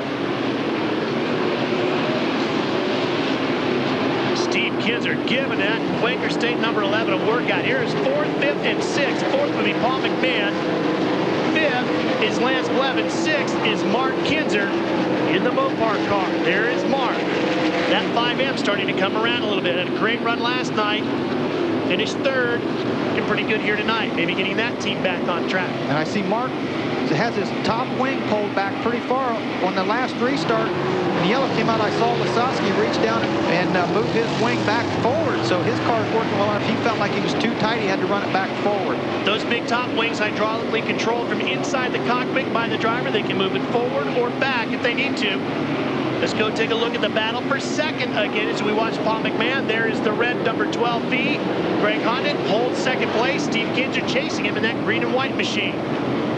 Hodnett just doing a nice job of protecting his line. They're catching up to Lasoski. Here comes the king. Look at him smoke that tire there. Comes right up the inside, gets a beautiful drive off the corner, and takes the lead, or second, I should say. Now, with 3 to go, can they do anything with Lasoski? Lasoski is bogged down by traffic, and Kinser's starting to pull away from Hodnett. Boy, when he got underneath the Hodnett, you saw the smoke roll off that right rear. He really planted his foot. Here he comes. Look at him close in on Lasoski now. 2 to go. That's Brad Furr just in front of Lasoski. The white flag will be out this time by. 1 more to go.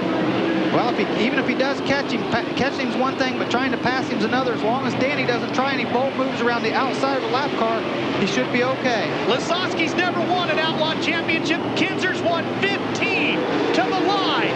Danny Lasoski will win here tonight at the Texas Motor Speedway Dirt Track. He takes the big win in the inaugural weekend here. Steve Kinser holds off Greg Hodnett for second. Paul McMahon comes home fourth, and Lance Blevins rounds out the top 5. Hoosiers the top 2 spots again. Boy, that'll get them talking in the pit areas. Hoosier Tire takes the top 2 spots. The dude, Danny Lasoski from Dover, Missouri, takes the big win. that Westmar engine as well, Brad. 4 out of the last 5 races. And Danny was sick.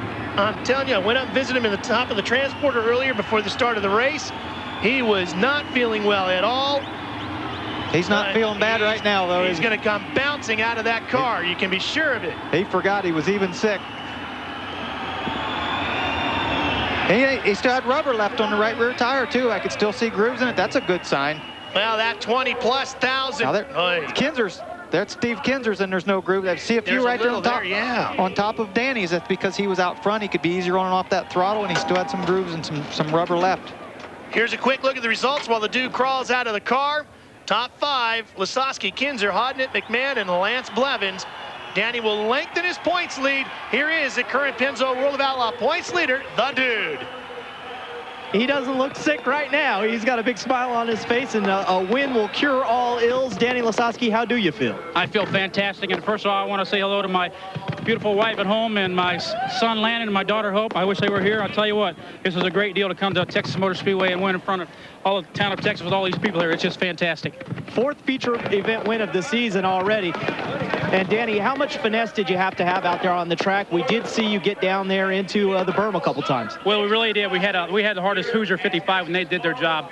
I was just babying it. When I thought there was like 10 laps to go, then I was going to air it out. But we got in lap traffic, had to be real careful because when I got tucked up behind them, it actually took the air off my front end, so I had to leave a little room. You are the points leader. Do you concern yourself with any of that this early in the season? Well, you do, because we start out the season with a goal, and the goal is to be the most consistent driver out here. And if we can be consistent, we can win this World of Outlaw Championship. All right, Dave Argerbright is standing by with the King. Well, you know, you started dead last in that dash. You're normally not a guy that likes to settle for second, but tonight, are you pleased with where you wound up? Well, I had to start back so far. I just used my tire up trying to get by, especially the 12 car. I had a good race car. If I'd been on the front, I think I could have handled it pretty easy, but I had the same chance last night as everybody did, and I didn't get it, so we had to start 8th win our heat and get us 8th, but we made more progress probably than anybody else did tonight, so we're got to be tickled the way we did. And Hoosier Tires did a good job again tonight, and Quaker State and the whole race team. Been a while since you won one on a drag racing slick, isn't it? Yeah, well, we're out of rubber right now, but like I said, I used it as hard as I could the whole race. I didn't try to save it at any time. Ralph, back to you. Well, the gang at the Beef Packers having a big time tonight. As there's track president Eddie Gossage down there congratulating the dude. Hold the microphone. Pretty trophy shaped like the state of Texas. Winner, it says, and that's what the dude is here tonight. We'll be right back. Stay with us. Thrill Zone Friday. Our old buddy Steve Evans with us here tonight, but I know you're watching back there in Charlotte tonight, Steve, as you get ready to go sports car racing tomorrow. But hey, you know what? It's time to recognize the driver earning the Cool Move of the Race Award, presented by Luxair, the official heating and air conditioning supplier to the World of Outlaws.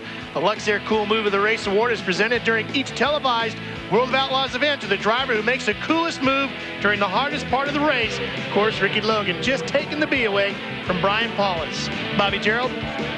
Well, here is Greg Hodnett, our 3rd place finisher tonight. And Greg, how's 3rd sit with you tonight?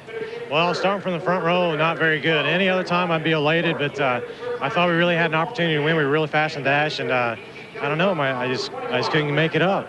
Just a matter of conserving the tires. How much did you have to think about that?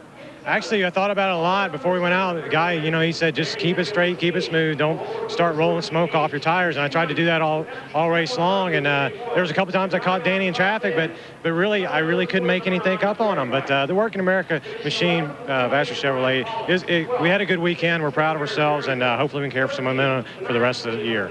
1st and 3rd is a good weekend, Dave Argerbright. Well, we're with Paul McMahon this weekend. Paul, you run Goodyear's. Were you concerned about that tire holding up for the distance? No, Goodyear's giving us a great tire all weekend, all year long. Only thing we had is the Goodyear, the 62 compound we put on doesn't take off as fast as the Hoosier 55, but we was looking for the long haul, hoping 30 laps, maybe that 55 would give up, and unfortunately it didn't for us tonight, but I'm very happy with 4th place tonight. This United Express line, Eagle, Gertie, just running great. I mean, I can't say enough for Mike Cool and Roger Johnson for giving me such a great race car. I'm just happy as heck. Well, Ralph, you've got the results. How'd we finish? Here's a look at that results right now as they put up the graphic for us. Danny Lasowski, the winner. Steve Kinder takes second. Craig Hodnett. Paul McMahon, as they said, is going to go off for that Support Series Championship, which kicks off at Lernerville Speedway in April 14th. He's going to be tough. Here's a look at the back half of the top 10. Mark Kinzer, Craig Delansky, Randy Hannigan, Danny Wood, and Gary Wright. Brad, I think Mark Kinzer may be getting back on track too, but a bad night for Sammy Swindell. That'll hurt him in the point. Yeah, not where he wanted to finish. Stevie Smith up to 15th though from back, taking a provisional. Good run for them. Joey Saldana, Ricky Logan, all the way down. Donnie Schatz still not feeling good at 20th tonight. You know, like I said, they just can't put their finger on what the problem is, or obviously they'd fix it. And after all this, we also hope, Andy Hillenberg, that you're feeling better. We'll be checking in on that. Well, the Texas Motor Speedway dirt track. Brad, did you ever think you'd have seen a facility like this one? Not from the days with the cars with their headlights turned on from the infield. Man, this is unbelievable. What a beautiful place. Over 20,000 people on hand here tonight for the end of the inaugural weekend. Bruton Smith, Eddie Gossage, the entire staff here. You guys did a wonderful job. Can't wait to see what you're going to do in Charlotte. Hey, our next show is going to be coming to you from Terre Haute. It's going to be a good one. We hope you join us there as well. ExperienceCountry.com, your personal source for all things country, from race cars to country stars. Connect to Country.com. For Dave Argabright and Bobby Gerald, my buddy Brad Doty sitting alongside of us, Steve Evans, who was with us last night, we sure hope you have enjoyed the inaugural weekend here, the Texas Motor Speedway dirt track. It's an absolutely fantastic facility. The bar has been set as to what dirt tracks of the future will become. And the Pennzoil World of Outlaws have shown you just how awesome driving an 800 horsepower machine can be. Hey, I'm Ralph Sheheen. So long from the beautiful Texas Motor Speedway dirt track. And your winner, Denny the Dude.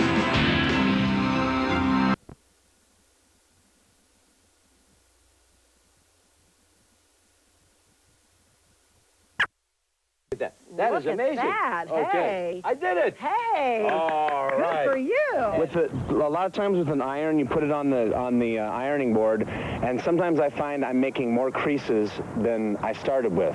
And then the iron makes such a crease, you have to keep on ironing over the crease and pressing as hard as you can to get the crease that the iron made. So sometimes irons make more wrinkles than with the steamer. I can take it with me when I travel. I don't have to have an ironing board. It's great. I can't even believe how this works. It's the best iron I've ever had. Now, Sandy, again, I want to point out, this thing is still going. It's still sitting on that expensive silk blouse.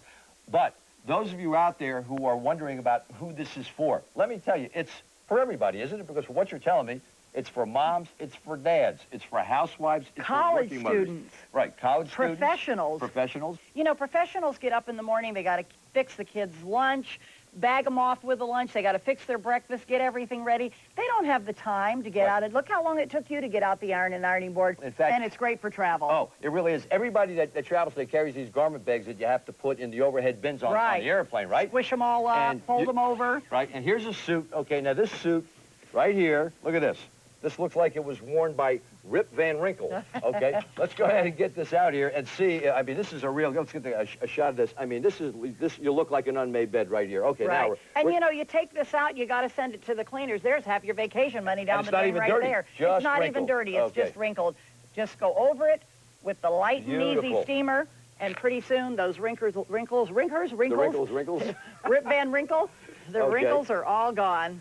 All gone, just like that, just that easy, just that simple. And you save the money, save the money. 10, 15, 20, even $25 to go ahead and have that done in a hotel. And now you have a chance to make that first impression a perfect impression just that easily. And remember, this will work on everything. It'll work on suits, it'll work on dresses, it'll work on appliques, it'll work on silk. It's still sitting on that silk right there. We should really take a good look at this right now and see what this has done to the silk, because ta-da! Ta-da! It is not ruined. I mean, this is amazing. This has been sitting here for the whole show. Take a look at this here, folks. Absolutely perfect. Perfect. Perfect. It is so simple to use. It is the light and easy steaming system.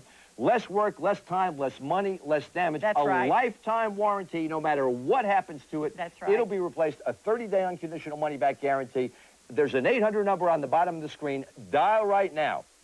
Stop ironing the old-fashioned way, push, pull, back and forth, or ironing in more wrinkles. Join the Wonder Steamer revolution. With hundreds of thousands sold, the original patented Wonder Steamer is the time and money-saving steamer that's like a magic wand for wrinkles. Watch the amazing power of the Wonder Steamer make wrinkles just fall away without an ironing board. Don't be fooled by cheap imitations. The original patented Wonder Steamer takes the power of this $350 professional steamer and puts it in this incredibly lightweight and simple-to-use device. Just fill your Wonder Steamer with economical, ordinary tap water. Add a touch of salt, and within 15 seconds, you're steaming the wrinkles away. It's so fast and easy, you'll never use an ordinary iron and ironing board ever again. The Wonder Steamer is completely safe. It'll never burn, scorch, melt, or leave that iron shine.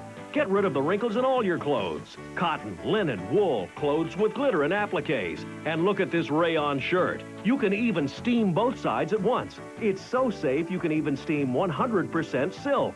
Just steam over beads, buttons, and sequins. Could you do that with an ordinary hot iron? The original Wonder Steamer is UL listed and it's safe. Just lay it on its side and it turns off automatically. Get a professional crease in seconds, the easy way. Just let the original Wonder Steamer do the work. Ever try to iron curtains? Now steam away the wrinkles while the drapes and shears are still hanging. And now when you travel, you don't have to look like you just climbed out of your suitcase. It's so lightweight and compact, the Wonder Steamer goes with you anywhere. And it's not just a time saver, you'll save lots of money too. With the Wonder Steamer, your clothes look like they just came back from the expensive dry cleaner. And now the original patented Wonder Steamer can be yours for a brand new low price. But you get so much more. Order your original Wonder Steamer right now, and we'll include the textured fabric brush as a special bonus. You wouldn't iron velour, but just attach the textured fabric brush. It's down to steam out the wrinkles and up to freshen the nap. Velour, velvet, suede, and even upholstery will look brand new. If you order your original Wonder Steamer in the next 60 minutes, you'll also receive this fantastic lint magnet. Just roll it to pick up the toughest to remove lint, and then simply rinse off and it's ready again. And to make your closet clutter more organized, you'll also get the amazing clutter-free hanger system. Watch how easily you can make more room in your closet and help keep clothes wrinkle-free. Just for calling and ordering the original Wonder Steamer right now, you'll also get the incredible dye magnet as another free bonus. Keep your clothes looking newer longer with dye magnet. Every time you wash your clothes, they bleed and make everything in the wash dull and dingy. Drop dye magnet in, and the patented tangle-free float circulates through whites, colors, even mixed loads, grabbing up loose dyes and grunge, leaving clothes looking newer longer. And just one dye magnet lasts up to 50 loads of wash. You get all 4 of these fabulous bonus gifts, an over $20 value, just for calling within the next 60 minutes. And the Wonder Steamer comes with a 30-day money-back guarantee and an incredible lifetime warranty. If your steamer is ever damaged for any reason, whether it's your fault or not, just send it back and we'll replace it free. But wait, with hundreds of thousands of Wonder Steamers sold, we're passing on our huge volume buying power to you. Now, the original patented Wonder Steamer is available not for $29.95, but for the new incredibly low price of only $24.95. Don't be fooled by cheap imitations. Call now to get this fantastic time and money-saving package, all for the new low price of only $24.95. To order the original patented Wonder Steamer for the new low price of only $24.95, call the toll-free number or send check or money order to the address on the screen. You'll receive the Wonder Steamer, a special fill cup, and a simple-to-follow instruction booklet. And for calling now, you'll also get the textured fabric brush free. If you call within the next 60 minutes, you'll also get the lint magnet, the clutter-free hanger system, and the dye magnet. An over $20 value as an additional bonus, absolutely free. Plus, you get the unconditional 30-day money-back guarantee and the incredible lifetime warranty. All for the new low price of only $24.95. So call right now. You take this home and use it. I use mine almost every single day, and I don't leave home without it. You take it home, you use it, you don't like it, you send it back. I give you my personal guarantee. You will love it. It's wonderful. It will save you time. The light and easy steaming system, remember, less work, less time, less money, less damage. Get it, use it, you'll love it. Sandy, you have done, by the way, and sold over hundreds of, maybe even 1 million of these light and easy steaming systems throughout your career. That's right. And she is able to make that guarantee from not just the last couple of months, but from years and years of experience with this. You've seen all the money that people can save. You can literally save hundreds and hundreds and hundreds of dollars with a lifetime warranty on this, no matter what happens to the Light and Easy steaming system, you send it back. We'll replace it. The 800 numbers on the bottom of the screen. Pick up the phones, and in no time at all, you'll be ironing the easy way, the 21st century way, with the Light and Easy and you steaming know, system. this is definitely the iron of the future. The way to do it in the 21st century is with the Light and Easy steaming system. Call now and you'll receive the Wonder Steamer, a special fill cup, and a simple-to-follow instruction booklet. And for calling now, you'll also get the textured fabric brush free. If you call within the next 60 minutes, you'll also get the lint magnet, the clutter-free hanger system, and the die magnet. An over $20 value as an additional bonus, absolutely free. Plus, you get the unconditional 30-day money-back guarantee and the incredible lifetime warranty. So call right now. For more information on this and many other fantastic quality Reliant products, plus secure online ordering, visit our website at www.rimc.com. The preceding program was a paid advertisement for the Wonder Steamer, brought to you by Reliant Interactive Media Corp. Please call 1-800-HELP-NOW and help the victims of these and other disasters by contributing to the American Red Cross Disaster Relief Fund. When you've got a serious leak, it's time for Leak Ender 2000. It fixes any leak fast, no matter what's leaking. Just spray it with Leak Ender 2000, and in minutes, the leak is sealed. Look, we'll cut this garden hose with a knife, then shut off the water and spray on Leak Ender 2000. Minutes later, the hose is as good as new. The cut is sealed. Leak Ender 2000 is a unique compound that fills and seals any crack or separation as it hardens. Why put up with gushing gutters, dripping drains, wet windowsills, and rain-soaked RVs? Leak Ender 2000 stops all those leaks, and it's yours for only $14.95. Call now and we'll double your order. We'll send you this giant-size can at no extra charge. Order now. To order your Leak Ender 2000, have your credit card ready and call toll-free 1-800-258-2700 or send check or money order for $14.95 plus $4 shipping to the address on your screen. Call 1-800-258-2700. The following is a paid commercial program for PSL. You're about to witness the most extreme engine abuse ever shown on television. Watch and see what this means to you and your car. First, see what happens when we attempt to drive these two beautiful cars all the way across America with no motor oil. Will they make it or break it? It don't look good. Watch as these skeptical mechanics from one of the leading technical institutes in America say, show me in person how an engine can run with no oil or water and sand in the crankcase. They kept trying to push the engine beyond the limits of the test to make it fail. Did they succeed? See what happens when five-time drag racing world champion Kenny Bernstein's team experiences a chief mechanic's worst nightmare. Believe it or not, they forgot to put oil in the engine. Stick around and see if Kenny has to pick up the pieces. We're going to show you a patented super lubricant that's so superior that the product carries a lifetime warranty for your engine. Yes, lifetime. For as long as you own your car, no matter how many miles you drive. Stay tuned and find out how you can get this lifetime product warranty for your car's engine. Now, let's join our host, Bob Eubanks, in Long Beach, California, home of the Queen Mary and the Long Beach Grand Prix, where Prolong Across America begins. Motor oil is essential for your engine, and Prolong is formulated to work with your oil. But to challenge the ultimate limits of Prolong, for this test, we've drained all the motor oil out of two beautiful red convertibles and poured in just 24 ounces of Prolong engine treatment. There's so little oil in the engine that, believe it or not, the dipstick is dry. We're going to attempt to drive these two cars across America from Long Beach, California to Daytona Beach, Florida, home of the world's most famous beach and NASCAR's Daytona 500. The real question, is Prolong engine treatment strong enough to meet this challenge? We'll keep you posted throughout the show. Take it away, Bob. All right, we're ready to start Prolong Across America. The cars are ready. They only have the Prolong engine treatment. So if you're ready, Johnny, give them the flag. Let's start Prolong Across America.